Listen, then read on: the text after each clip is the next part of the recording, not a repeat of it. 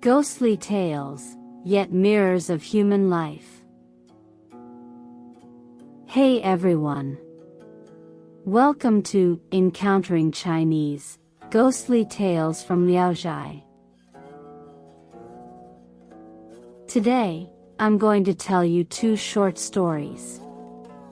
The first story is titled The Woman in Changzhi County.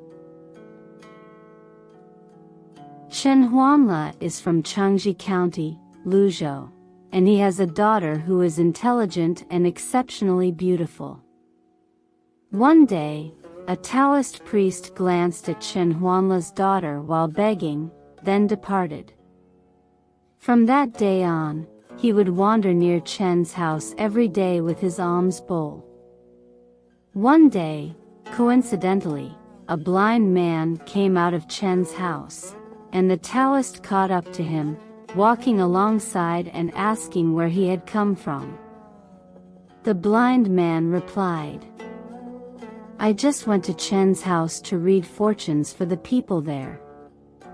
The Taoist said, "I heard that there is a girl in Chen's family. My cousin plans to propose to her, but I don't know her age or birthday." The blind man, without suspicion, told the Taoist, who then bid farewell and left. A few days later, Chen's daughter was embroidering in the house when she suddenly felt her feet going numb. Soon, the numbness spread to her thighs and then gradually up to her waist and abdomen, causing her to faint and collapse to the ground. After lying on the ground for a while, Chen's daughter managed to stand up dazedly and intended to find her mother to tell her about the strange sensation she had experienced. As she walked out of the room, however, everything around her turned pitch black.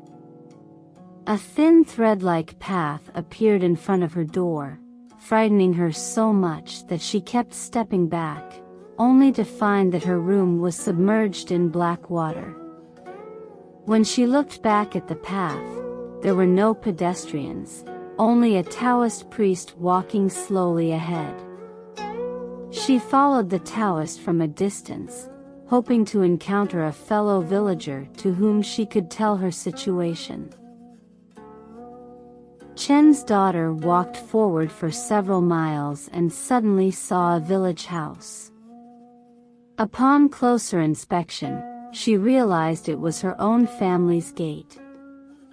She was greatly shocked and muttered to herself, "I've been running around for so long, only to find myself still in the village.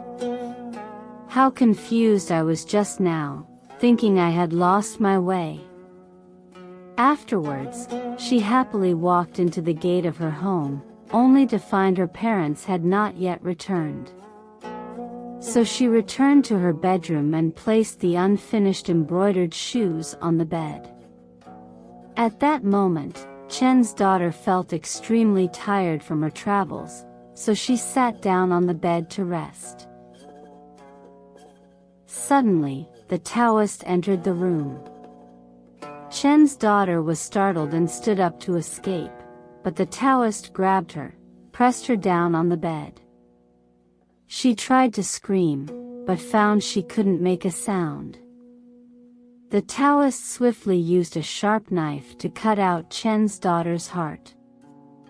She felt her soul leaving her body and standing there in a daze.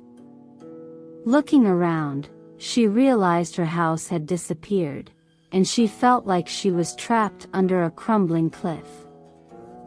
She saw the Taoist dotting the blood from her heart onto a wooden figure and folding his fingers while chanting incantations. Chen's daughter felt her soul merging with the wooden figure. The Taoist instructed, "From now on, you must obey my commands without error." After saying this, he wore the wooden figure on his body. Afterwards, Chen Huanle and his wife discovered their daughter was missing, causing the whole family great anxiety and fear.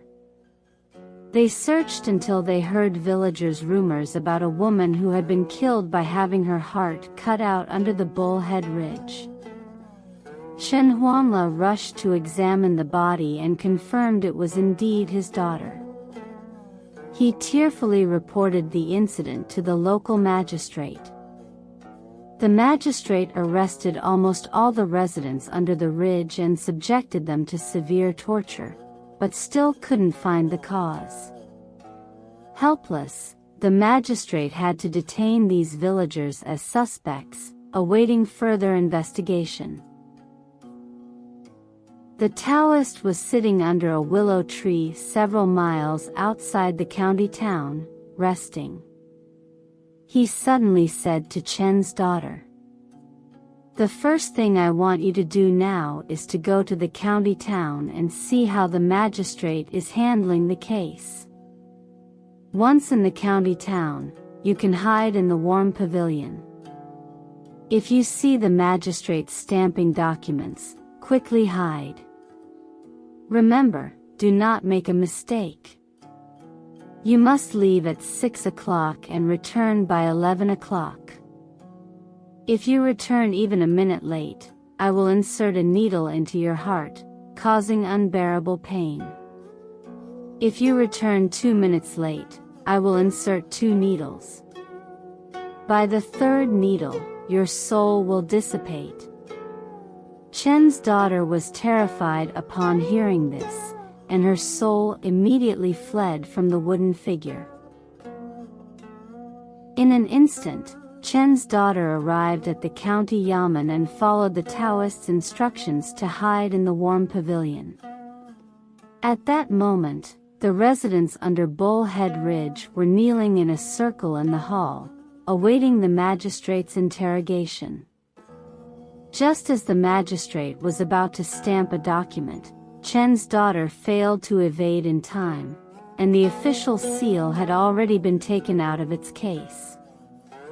Chen's daughter suddenly felt her soul heavy and weak, and the paper windows of the warm pavilion seemed unable to contain it, emitting a cracking sound that startled everyone in the hall. When the magistrate prepared to stamp for the second time, the sound repeated. By the 3rd stamp, Chen's daughter's soul fell to the ground. Although the people present couldn't see anything unusual, they could hear it clearly. The magistrate stood up and prayed. "If this is a wronged spirit, speak out your case, and I will seek justice for you." Chen's daughter choked up and stepped forward, recounting how she was killed and how the Taoist had dispatched her. After hearing her testimony, the magistrate ordered his constables to ride swiftly to the willow tree, where they indeed found the Taoist. Upon interrogation, the Taoist immediately confessed. Consequently, the magistrate released all the residents from under Bullhead Ridge. The magistrate asked Chen's daughter, "Your grievances have been vindicated. What are your plans now?" Chen's daughter replied, "I intend to follow you." The magistrate said, "There's no place in my office where you can stay. You'd better go home." After a long silence, Chen's daughter said to the magistrate, "Your home is my home now. I want to go in."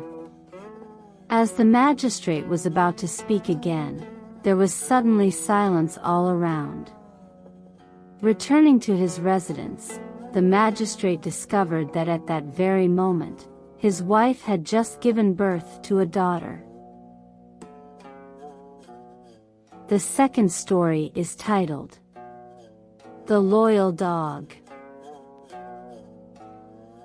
In Luan Prefecture, there was a man whose father was imprisoned and facing execution.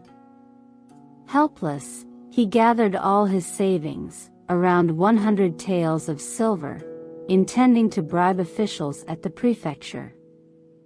As he mounted his mule to leave, he noticed his black dog closely trailing behind him. He scolded the dog to go back, but as soon as he set off, the dog resumed following him. Despite using a whip to scare it off or verbally scolding it, the dog persisted. The dog accompanied him for several tens of miles until the man dismounted to relieve himself by the roadside. He then threw stones at the dog, finally making it run away. However, as soon as he got back on his mule, the dog suddenly reappeared, biting the mule's tail and hooves. Annoyed, he whipped the dog relentlessly, causing it to howl, yet it leaped in front of the mule, angrily biting its head, seemingly intent on blocking his path. Viewing the dog's behavior as an ill omen, he grew even more furious and turned back home, driving away the dog. Once he saw the dog had run far away, he turned and spurred his mule homeward. By the time he reached Luan Prefecture, it was late evening. When he reached for his money pouch, he discovered half of his silver had gone missing. Terrified, he broke out in a cold sweat, fearing he had failed his mission. He tossed and turned all night, suddenly realizing the dog had likely stopped him for a reason. The next morning, as soon as the city gates opened, he returned along the path, meticulously searching for his lost silver. He thought, "This is a major north-south thoroughfare. How can one expect to find lost money?" Hesitantly arriving at the spot where he had dismounted, he found his black dog dead in the bushes, its fur soaked as if washed by water. He lifted its ear and discovered his silver coins neatly tucked under the dog's body. Realizing the dog had foreseen his loss and tried to dissuade him, failing only to save his wealth with its life, the man was deeply moved by the dog's loyalty. He bought a coffin for it and gave it a proper burial. Later, locals named this small grave the Tomb of the Loyal Dog. Alright. That's all for today's ghostly tales, The Woman in Changzhi County, and The Loyal Dog. If you enjoyed them, please give us a thumbs up and subscribe. Please also encourage everyone to comment and share more. We'll see you in the next episode.